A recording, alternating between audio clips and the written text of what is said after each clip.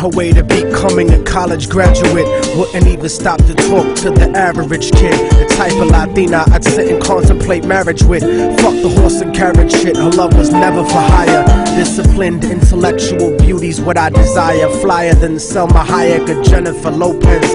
Everyone told me kicking it to her was hopeless. At first I just thought she didn't mess with broke kids. The thug niggas always talking about how they smoke kids, but the rich sniff coke kids got no play.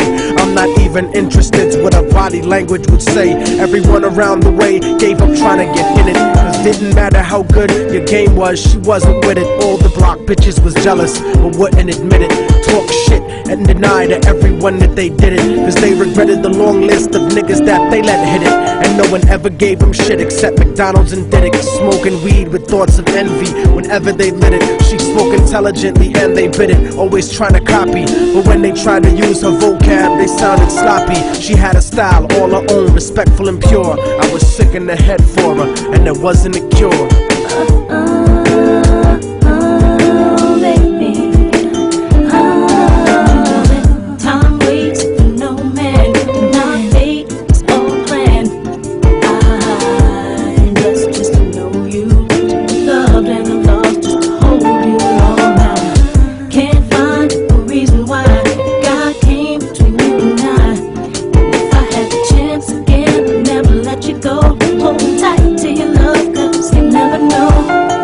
So brown and beautiful, yet empty and sad. I used to talk to her occasionally and she was glad that I wasn't just another nigga trying to get in it. So every now and then we'd stop and talk for a minute.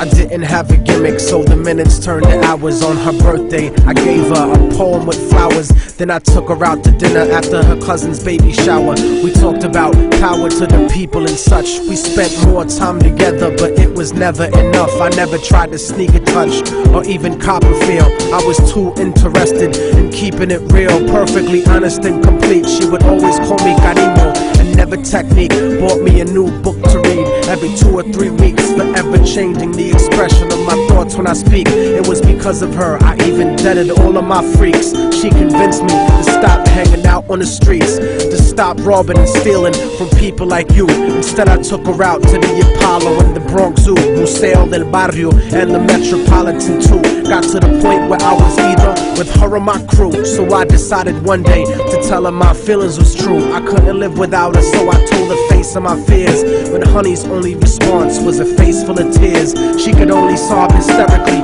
holding me tight. I tried to speak, but she wouldn't stop until I left sight. I felt like a moth who got himself too close to the light. Except I didn't burn, I turned cold after that night. Yeah, don't you know that time waits for no man, and our fate is all planned. I guess just to know you, loved and I'm lost just to hold you all night. Can't find a reason why God came between you and I. If I had the chance again, I'd never let you go. Hold tight to your love, cause you never know.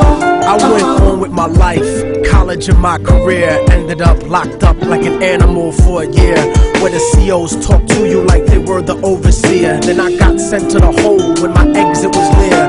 At night in my cell, I'd close my eyes and I'd see her, hold her close in my dreams. But when I woke, she disappeared. Just an empty cell until the state gave me parole. In the summer, came back intact and on track. But the fact of the matter is I still felt cold. Even after my mother hugged me crying at home, my real niggas would catch me thinking out of my zone, fucking lots of different women, but I still felt alone. Relatively well known around the New York underground, but I kept thinking of her and how we used to be down. The sound of her voice and the beautiful smell of her hair, though gone physically, somehow it was still there. I had to do something because the shit was too much to bear.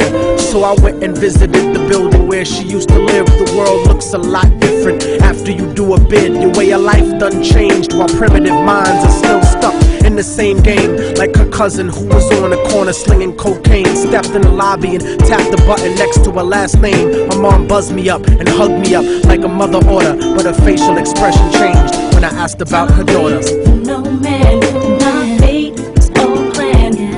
I just to know you, loved and I'm lost just to hold you all night. Can't find a reason why God came between you and I.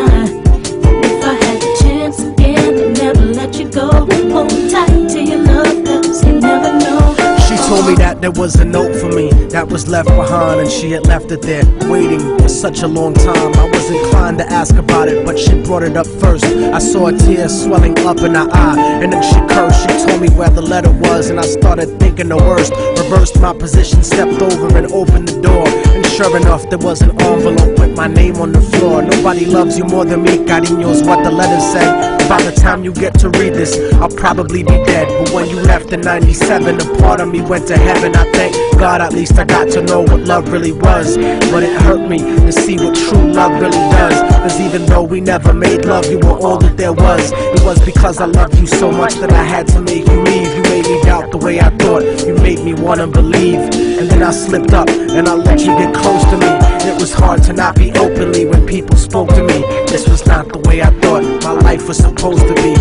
Baby, don't you see? I had a blood transfusion that left me with HIV. Hope didn't exist for me since late in 1993. I died a virgin. I wish I could have given myself to you. I cried in the hospital cause there was no one else but you. Promise that you'll meet me in paradise inevitably. No matter what, I'll keep your love forever with me.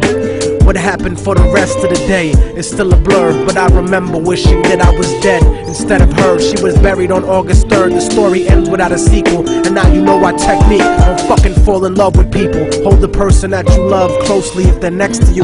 The one you love, not the person that simply has sex with you. Appreciate them to the fullest extent, and then beyond, cause you never really know what you got until it's gone.